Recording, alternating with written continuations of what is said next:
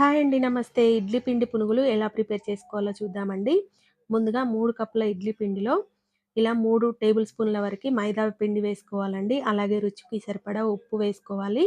మనకి ఇడ్లీ పిండిలో కూడా ఉప్పు ఉంటుంది కాబట్టి కొంచెం చూసి వేసుకోవాలి. నేనైతే పావు టీ స్పూన్ వేసుకున్నాను. అలాగే 1 టీ స్పూన్ జీలకర్ర వేసుకోవాలి. 2 పచ్చిమిర్చిని ఇలా సన్నగా తరిగి యాడ్ చేసుకోవాలి. తర్వాత కరివేపాకుని చిన్నగా తరిగి వేసుకోవాలి. అలాగే కొత్తిమీర కూడా వేసుకోవాలి. అలాగే 2 సన్నగా తరిగిన ఉల్లిపాయలు, హాఫ్ టీ స్పూన్ వంట సోడా వేసి ఇలా బాగా కలుపుకోవాలండి. ఇలా బాగా కలుపుకున్నాక డీప్ ఫ్రైకి సరిపడా ఆయిల్ పెట్టుకొని అందులో ఇవి పునుగుల్లాగా వేసుకోవడమే అండి. చాలా చాలా టేస్టీగా ఉంటాయి. ఇలా వేసుకుంటే పిల్లలకి ఈవినింగ్ స్నాక్స్ లాగా ఇవ్వచ్చు. మార్నింగ్ బ్రేక్‌ఫాస్ట్ లాగా తినొచ్చు. చాలా చాలా బావుంటాయండి. మీరు ఒకసారి ట్రై చేయండి. ట్రై చేసి మీ ఫీడ్‌బ్యాక్‌ని కామెంట్ సెక్షన్‌లో షేర్ చేయండి. Thanks for watching.